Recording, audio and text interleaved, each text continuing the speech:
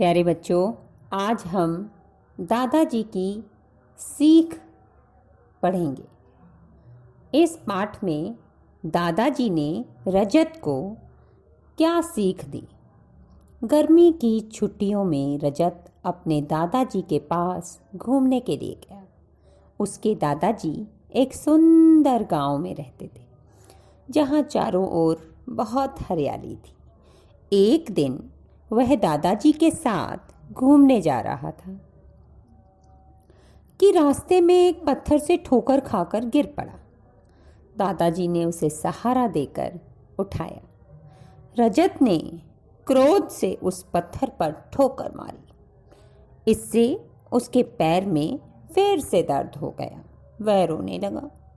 दादाजी ने उसे समझाया कि अगर तुम पत्थर को ठोकर नहीं मारते तो वह भी तुम्हें नहीं मारता।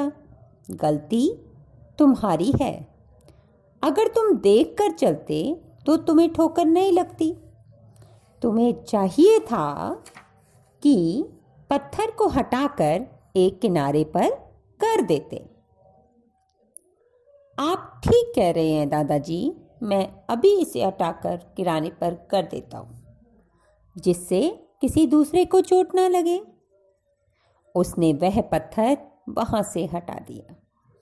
दादाजी और रजत चलते चलते एक हरे भरे सुंदर उपवन में पहुंच गए। वहां चारों ओर फूलों की महक थी। इतनी महक कि वहां की मिट्टी भी महक रही थी। रजत तो उस महक में अपनी सुध बुध ही खो बैठा। उसने दादाजी से पूछा, दादाजी, हमारे अध्यापक तो कहते हैं कि मिट्टी में कोई गंध नहीं होती, फिर यह मिट्टी कैसे महक रही है?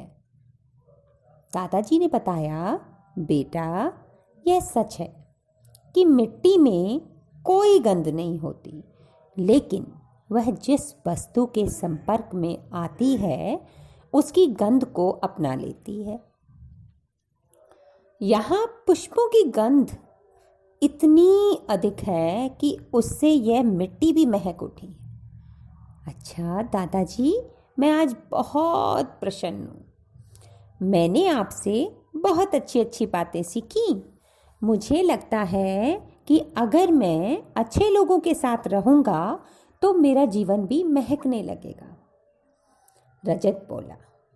दादाजी खुश होकर बोले, बिल्कुल सही समझे हो बेटा। हमेशा अच्छे और उत्तम लोगों के साथ रहो, अच्छे अच्छे कार्य करो, उनकी संगति का असर तुम पर ज़रूर पड़ता है। और अगर कुछ सीखना है तो मिट्टी से सीखो, क्योंकि मिट्टी की ताकत देखो, वह जिस किसी चीज़ के साथ रहती है उसी के जैसी बन जाती है। क्योंकि अगर हम जिंदगी को चलाना चाहते हैं तो दो ही तरीके से आगे बढ़ सकते हैं। या तो अपनी महक से सबको महका दें, या दूसरों के गुणों से खुद को महका दें। धन्यवाद।